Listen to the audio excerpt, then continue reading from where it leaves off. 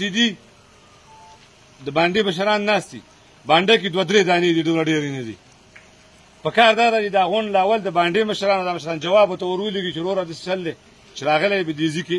زما ستاسو کار نشته ته به سبا ټوپک به والي یا به مامون ته یا به افغانستان ته څښتي زما د پلار سم کار دی زما د مور سم کار دی زما د نیکه سم کار دی زما د غونډ خاندان سم کار دی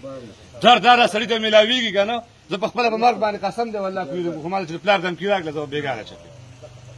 دا خلک چې کوم دی دا د ټوپک په زبان باندې پوهېږي دا صرف او صرف دې ته راغلي اوس راغلي بیچ نه کېدو کاندې نه په سکاوټ باندې ډز وکړه په بل طرف باندې ووښته اوس غونډ لګېد دغه بیچ نه وا طرفونه باندې حکومت ولي دا صرف او دغه شرمولې ته راغلي دي بله خبره د ټوپک وکړله هر سړي د ټوپک آزاد دی که چا د نه ونیو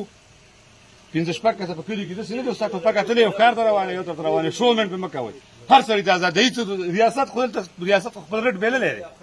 ریاست خو دا دی چې لکه مثال په طور باندې تا له تحفظ درکړي چې ته ما له تحفظ نه شې راکولی ته زما کور رانې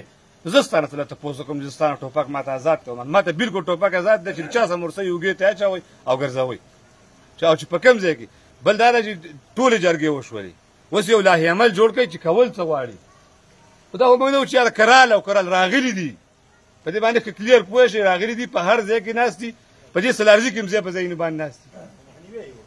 خو د مخنیوي خبره یې اوس وکړو چې څه کول غواړي جرګې پیرې مقرر کوو لښکر کوو ګشتونه کوو څه کوو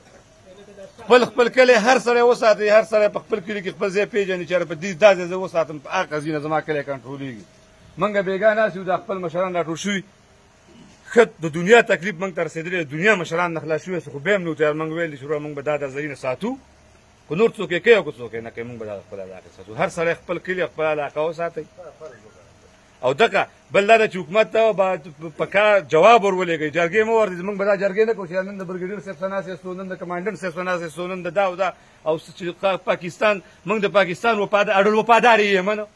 دا دی ما ته خپله وفاداري سوچ کړي ما له خپل وطن ورکړی دی ځمکه زما د پلار ده زما د نیکه وطن دی هغه ټول عمر د چنګیز خان او د علاقو خان نه ساتلی دی او دا پاکستان راغلی او دا راغلی بوډۍ پې و خپله جنډۍ پورې دا زما پاکستان دا خو پسې د انګرېز نه خو دین دی د انګرېز نه خو زما نیکه پلار نیکه وساتلی دی ته پرې راغلی زه ستاسو یو خبره زما څه دا خبره ومه نه دې پرېږدم دلته ته به هم نه راځي چې دلته را روان شوی وروره بر نه که غر راډره غر راډره روډونو باندې روان ته اوس لوبه جوړه جوارو موسم دی چې ما ته څوک بم کېږي او زه دلته بانه جوړه کړم نه دلته طالب شته خو ته یې دغه ځینې ټلیفون وکړه او تصویر یې فیسبوک ته وخېږه او موږ ته جواب هم فیسبوک ته په سلارزو کې په تلي کې او بیا د شېرمحمد زوی طالب دی او باندې راولئ دا غونډ خان به ما ونیسي ولس به مې ولور ولي که نه او که نه راتلو بس بیا زورور دی ریاست نه مني موږ یو ریاست منلی دی په خوشحالۍ دی او په خفګان منلی دی